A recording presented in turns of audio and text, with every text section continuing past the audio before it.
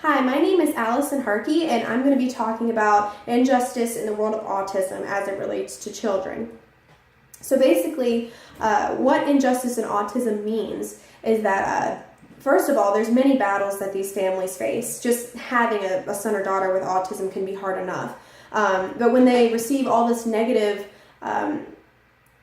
impact from the community, it can add on to their problems, and it can be detrimentally difficult for these families. The stereotypes that are extremely discriminatory, it can just be very heartbreaking. And we're gonna look at those results, and we're gonna see two different perspectives. One from a woman I interviewed whose son is 10 years old, and he's nonverbal. He has autism, and she's dealt with a lot of hardships because of that, and not just because he has autism, but because of the community and their feedback basically and what she's received. We're going to look at injustice in schools and how they don't support her son's method of learning. And on the other perspective we're going to look at are of basically different real life situations that reflect the woman that I interviewed, her claims, showing that she's definitely not alone, and that the more severe form of autism is definitely there. We just need to increase the awareness because most people only see the milder forms. So I asked her, what is one word that you would use to describe being a mom whose son has autism? And what she said was lonely. And I mean, that word speaks volumes because it basically tells me that she, has to sit at home more than other moms with her son and deal with issues that other moms don't have to deal with. She can't sign her son up for activities. She has to limit going out more than other moms. So it can be very hard. And in my research findings, I found that there was a lady named Christy Campbell whose son also has autism, and I found in her experience that she's very lonely as well. She says it involved people making comparisons, very unfair comparisons. She said it involved defeat and ridicule from all different types of people, and people were judging her son based on their sons. And so it's very, very heartbreaking.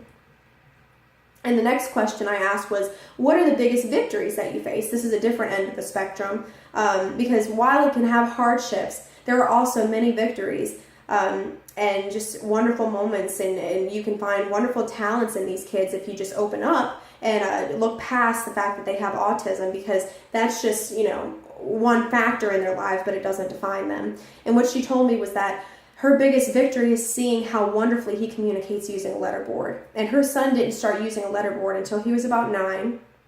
And this has been his only method of communication since he is nonverbal. And this is the only way that he's able to relay information to his parents about anything. So it's been extremely helpful, but most schools do not allow this. And in my research findings, I found that there is another mom who has brought the letterboard into her son's life, and she basically described it as being so wonderful that they don't have to ask or guess anymore. They can just ask him anything, and they know that they're going to receive a response. So I'm sure it's extremely rewarding and relieving. The next question was, what are some of the biggest struggles that you face having a son with autism? And I'm sure this list could go on, but the biggest one that she has faced is basically that her son deals with depression, he deals with seizures, he deals with a lot of physical issues and mental issues as well. And she doesn't receive the kind of support that she should. Doctors seem to not look past the fact that he has autism, and their expectations of him are very low from what she says. And it makes her son very sad because he understands everything that's going on. I mean, every time someone's talking about him, he hears it. He just can't express it physically, characteristically.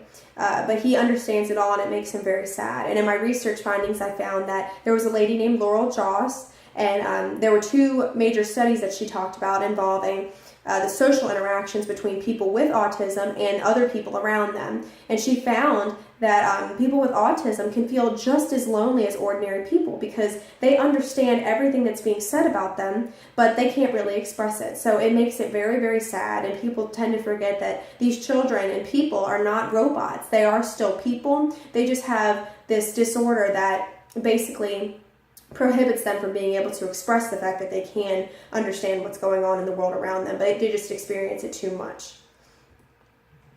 So the next question was, what type of feedback have you received from the autistic community? Why is it so bad? And does your son feel excluded? And she said he definitely does. in many different ways and because of many different things. And she says, because the doctors seem to provide no help at all and they're so close-minded, her go-to, she says, has been Facebook groups, and how she's trying to find other moms and other families that relate to her situation, because that's where all of her answers have come from and all of her solutions.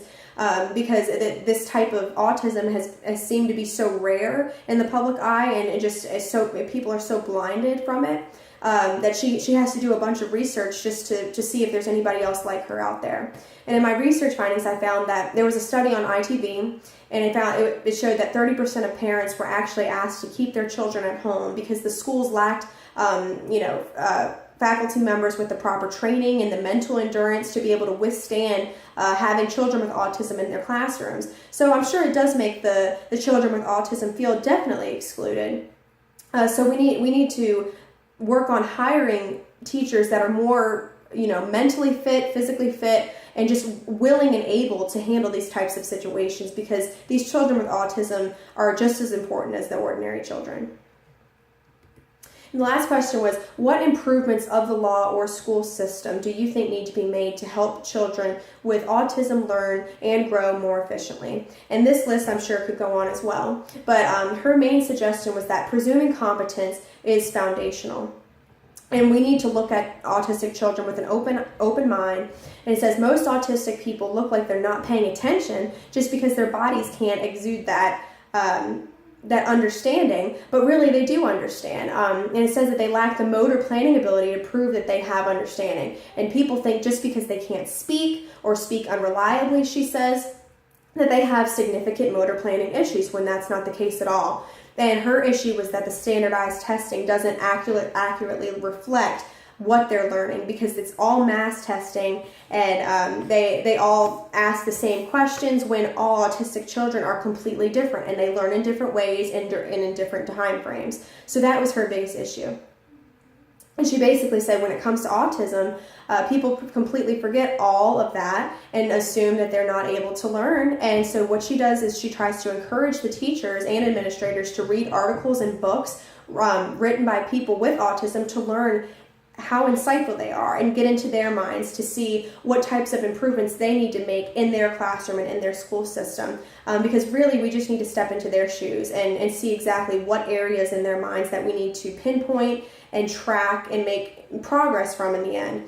And in the research findings, I found that there was a study from the findings of Chantal Cecily Kira, and she was from Psychology Today. And the study showed that the IQ scores of the children with autism has been shown to not accurately reflect their innate intellectual potential. And it's saying that because these tests do not focus on the proper areas with an autistic child individually, because, point blank, they are completely different individually. They're not all the same. They're not going to learn all the same. And it makes it nearly impossible to measure their progress.